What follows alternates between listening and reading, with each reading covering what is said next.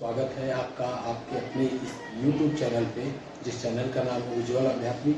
दोस्तों, आज हमारे बीच में एक खास मेहमान उपस्थित हैं, संदीप साहू जी, जो किसान मोर्चा के जिला उपाध्यक्ष हैं। सर जी, आप अपने बारे में बताएं हमारे दर्शकों को। नमस्कार, जय जोहार। आपके चैनल के माध्यम से जितने भी हमारे सभी लोग दर्शकगण सुन रहे हैं, आप सबको प्रणाम, नमस्कार, सादर जोहार। मैं संदीप साहू, एक सामान्य भारतीय जनता पार्टी का कार्यकर्ता और एक किसान मजदूर का बेटा। मेरे बाबूजी 7 रुपये ठेका मजदूर में काम करते थे और आज किसानी का भी हम लोग का यहाँ पर कजूरी निवास किसान है। जी सर जी, कुछ सवाल भी आप इस क्षेत्र के एक जाने माने अच्छे नेता हैं, तो सर हमारा ये सवाल है, पहला सवाल आपसे। सर, हमारे क्षेत्र में देखा जा रहा है, ये जाना जा रहा है, आप भी जान रहे हैं कि ये वनांचल क्षेत्र है, दूरांचल क्षेत्र है, तो सर इसकी विकास कैसे हो पाएगी, इस विषय पर सर कुछ प्रकाश डालें। इसके लिए हमारे क्षेत्र की जो विधायक हैं माननीय दीदी रेणुका सिंह जी बहुत ही संवेदनशील हैं और लगातार इस क्षेत्र में उनका आना हो रहा है, बातचीत भी हो रहा है कि इस क्षेत्र का जो विकास कैसे होगा। इस क्षेत्र के जो वनांचल जगह है, बहुत दूरस्थ जगह है, रोड सड़क जो हैं ये इनको जोड़ने का काम यहाँ पर जैसे आपका आनंदपुर कोयनी हो गया, कछाड़ी वाले मार्ग हो गए, इधर रावतसरे क्षेत्र हो गया, ऐसे कई ऐसे क्षेत्र हैं जहाँ पर सड़क की आवश्यकता है, पुलियों की आवश्यकता है। जहाँ पर जब तक सड़क जुड़ेंगे और विकासखंड से जुड़ेंगे, जिले से जुड़ेंगे, तभी अपना विकास जो है संभव हो सकता है। यहाँ के जो किसान हैं वो अपना सामान वगैरह बाजारों में बढ़िया से आ जा सके। कई ऐसे रास्ते हैं जिन पर भी काम करने की आवश्यकता है और इस क्षेत्र की विधायक माननीय दीदी रेणुका सिंह जी बहुत ही इस पर गंभीरतापूर्वक भी इसका काम कर रहे हैं। जी सर जी, युवाओं की बात करें तो रोजगार व शिक्षा के बारे में उनके लिए आप क्या कहना चाहिए। शिक्षा तो सबसे महत्वपूर्ण विषय है। जैसे कि ये हम लोग जब जान रहे हैं कि यहाँ पर स्कूलों की संख्या बहुत कम थी। एक जमाना था नीलेश भैया कि स्कूल गिने चुने हुआ करते थे। सोनहत स्कूल हुआ करता था, कटगोड़ी प्राथमिक शाला हुआ करता था, घुघरा हुआ करता था और यहाँ पर हमारे बाबूजी लोग सोनहत पढ़ने रहे थे। लेकिन जब से डॉक्टर रमन सिंह की सरकार आई, भाजपा की सरकार आई और उसके बाद स्कूलों की संख्या बढ़ी है। लेकिन इस विषय पर हमारे क्षेत्र के माननीय विधायक रेणुका सिंह जी भी चिंतित हैं कि यहाँ पर हायर सेकेंडरी स्कूलों की संख्या कम है। जिस हिसाब से विकासखंड का क्षेत्रफल है, दूरस्थ वनांचल ग्राम है, खासकर बहनें जो हैं उनको पढ़ने के लिए दूर गांव में जाने के लिए थोड़ा दिक्कत होता है। इन सब चीज़ों को देखते हुए आपके दामोज स्कूल में वहाँ पर हायर सेकेंडरी स्कूल खोलने के लिए, आपका भैंसवार में खोलने के लिए और जहाँ पर आवश्यकता है पुसला को थोड़ा सा बड़ा करने के लिए जो स्कूल हाई स्कूल है उसको हायर सेकेंडरी स्कूल और नए जगहों पर स्कूल नए बनाने के लिए अभी विकासखंड शिक्षा अधिकारी जी के माध्यम से प्रस्ताव भी माननीय रेणुका सिंह मैडम मंगवाई हैं और नए और स्कूल भी खोले जाएंगे। और जब स्कूल खोले जाएंगे तो उससे हमारे जो बच्चे हैं, जनरेशन है, वो बच्चे पढ़ेंगे लिखेंगे तो निश्चित तौर से वो आगे बढ़ेंगे। और रोजगार की देखा जाए तो हमारा शहर अभी रोजगार के लिए अभी एक नया टाइगर रिजर्व घोषित हुआ है और वो उससे एक रोजगार के अपार संभावना है। टूरिस्ट के क्षेत्र में, पर्यटन के क्षेत्र में अपन इसको देख सकते हैं भैया। और यहाँ पर जो बाहर से टूरिस्ट आएंगे उनके रहने के लिए रिसोर्ट, होटल्स इस प्रकार के भी बनेंगे। वहाँ भी थोड़ा सा काम, रोजगार के क्षेत्र में काम मिलेगा।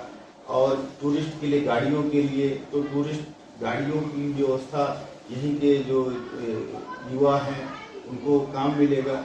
इस प्रकार से प्राइवेट सेक्टर में भी हम लोग जो है इस के माध्यम से अपन रोजगार एक अच्छा हो सकता है।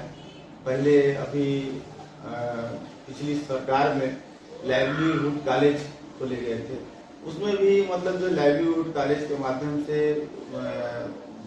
रोजगार के लिए पहले उनको ट्रेनिंग देना, फिर प्लास्टिक फैक्ट्रियों पर यहाँ के जो बेरोजगार युवा साथी हैं उनको काम वहाँ पर प्रोवाइड कराना, फिर उनके माध्यम से भी वहाँ पर ये काम चल रहा था।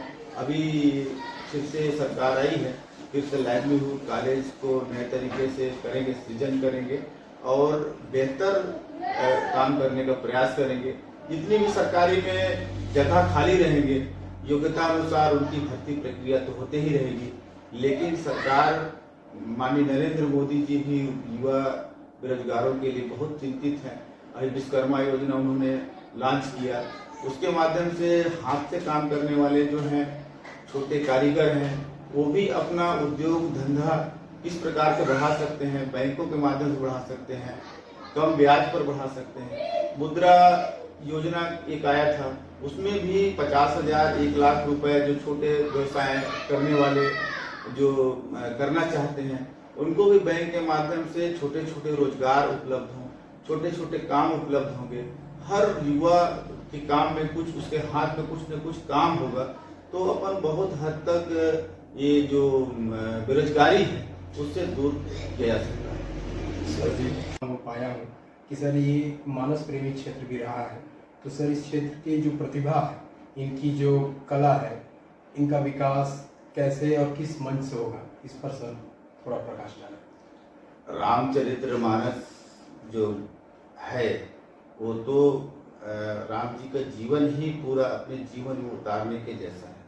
राम जी का जीवन हो, माता सीता का जीवन हो, भरत जी का जीवन हो, लक्ष्मण जी का जीवन हो, और हमारे जो रामचरितमानस एक हमारे धर्म संस्कृति के लिए व्यवस्था है और इसका छत्तीसगढ़ शासन स्तर पर भी एक अच्छा अभी प्रतियोगिता के माध्यम से भी और करने का एक अच्छा प्रयास है। और इसको मैं माननीय विधायक जी के माध्यम से अपने सरकार के माध्यम से भी कहना चाहूँगा कि रामचरितमानस गायन वादन को गांव-गांव में एक मंडली है और इनको और थोड़ा अच्छा व्यवस्था उपलब्ध करा सकते हैं, और अच्छा कर सकते हैं, उस मंडली को अपन और प्रोत्साहित कर सकते हैं और एक अच्छा वातावरण तो बनता ही है पुराने समय से लेकर, लेकिन आज इस युग में भी यदि पूरे रामचरितमानस के गांव-गांव में जो रामचरितमानस की टीम है, इस टीम को छत्तीसगढ़ शासन के माध्यम से यदि हम लोग अच्छा करते हैं तो राम राज्य जो अपन परिकल्पना है उस पर बहुत अच्छा अपन आगे आ सकते हैं। जनमानस में बहुत अच्छा संदेश जाने वाला है। जी भैया, आपके बारे में काफ़ी आप मिलनसार और अच्छे व्यक्ति के रूप में जाने जाते हैं, अपने क्षेत्र में कार्यकर्ताओं से भी काफ़ी आपकी बनती है, ऐसा मैं सुना हूँ। तो सर मैं ये पूछूंगा आपसे कि राजनीति में सर आप कैसे हैं और राजनीति में आने मतलब किस तरीके से आपको लगा कि मेरे को पॉलिटिक्स में आना चाहिए, तो इस विषय पे सर युवाओं को क्या कहना चाहिए? मैं अपने युवा भाइयों से ये कहना चाहता हूँ कि मैं बहुत छोटा सा कार्यकर्ता 10 साल का था और बाबूजी मेरे बूथ के कार्यकर्ता गांव में माननीय अपने उस समय के विधानसभा के प्रत्याशी रहते थे द्वारका गुप्ता जी, वो आते थे स्कूटर में। कौन से सन की बात होगी? ये लगभग भैया 92 का बात है। हाँ, उस समय से मैं जानता हूँ, 10 साल का रहा, 6वीं 7वीं पढ़ता था, तो आते थे और हम लोग अपने मित्रों के साथ खेलते रहते थे। तो आते थे बाबूजी वगैरह लोग को जुटाते थे तो हम लोग भी पीछे पीछे चले जाते थे वहाँ पर, और उसके बाद झंडा और सामने स्कूटर में वो थैला रहता था, उससे झंडा निकालते थे और हम लोग कहते थे कि जाओ झंडा लगा दो, फिर हम लोग चॉकलेट देते थे, झंडा लगाने चले जाते थे। और झंडा उस समय नीलेश जी बताना चाहता हूँ कि केवल 4-5 घर में झंडा लगता था, मना करते थे, नहीं लगाते थे। और हम लोग स्कूल में जो पढ़ने वाले बच्चे थे तो हम लोग कहते थे देख तोर घरे जो झंडा लगी से हमारे घरे जो झंडा लगी से और ज्यादा मात्रा में है। हम लोग पिताजी से कहते भी थे कि हमारे यहाँ जो कमल फूल का झंडा लगा है एक टूटो लगा है और इन लोग के यहाँ के झंडे लगे हुए हैं, बहुत सारे लगे हुए हैं। तो पिताजी कहते हुए थे कि रुक जा, आज बड़ा इस बात को मैं बड़े गर्व के साथ कहना चाहता हूँ कि जिस पार्टी में मेरे बाबूजी जुड़े हुए थे उस पार्टी में मैं भी जुड़ा और अखिल भारतीय विद्यार्थी परिषद अंबिकापुर में एक कार्यकर्ता के रूप में संस्कार भवन के माध्यम से एक शिक्षा दीक्षा भी प्राप्त हुआ संघ के माध्यम से। और आज अपन एक देश के लिए, समाज के लिए, अपने आसपास रहने वाले लोगों के लिए एक अच्छा कार्य कर सकें, उनके लिए भी कुछ कार्य कर सकें। अपना कार्य सब कोई करते हैं, साथ में उनके लिए भी अच्छा कुछ कार्य कर सकें। इसलिए मैं प्रमुख रूप से राजनीति में आने का प्रमुख रूप से कारण मेरा यही है। किसी कहना चाहिए कि कोई रोजगार के लिए मैं भारतीय जनता पार्टी या राजनीति में नहीं आया।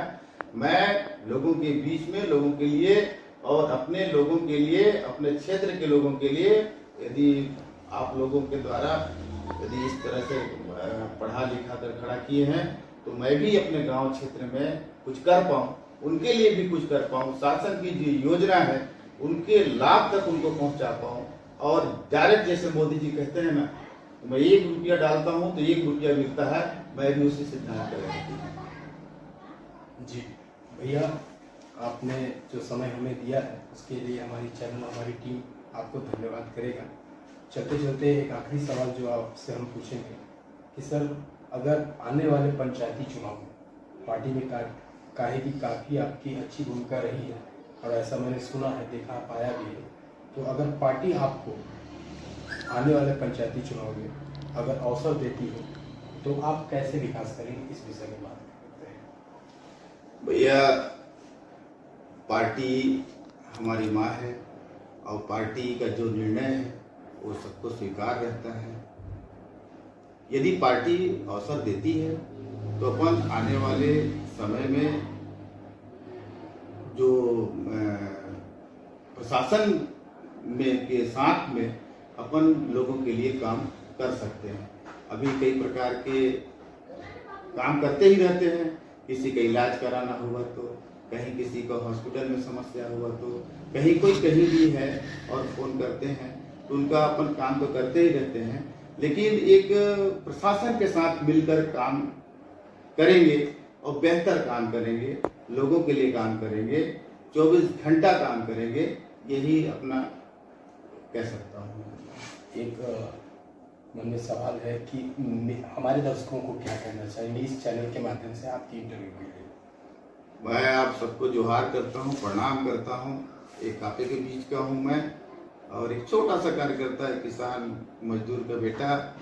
और आप लोग के लिए क्या कह सकता हूँ, इतना कह सकता हूँ कि यदि कभी मुझको अवसर मिलता है तो बेहतर करने का प्रयास करेंगे। वैसे भी अपन भाजपा के कार्यकर्ता हैं, जहाँ भी अवसर मिलता है हम लोग अच्छा ही करते हैं और अच्छा ही करेंगे। दोस्तों, आप देख रहे थे और सुन रहे थे, हमारे बीच में काफ़ी मिलनसार और सहज सरल व्यक्ति के धनी श्री संदीप साहू जी बैठे थे और किसान मोर्चा के जो जिलाध्यक्ष, उपाध्यक्ष हैं। तो दोस्तों, इस वीडियो को अगर आप पसंद करते हैं तो इस वीडियो को लाइक कीजिए, सब्सक्राइब कीजिए, शेयर कीजिए और हाँ, साथ ही साथ कमेंट कीजिए। धन्यवाद दोस्तों, मिलेंगे अगली वीडियो।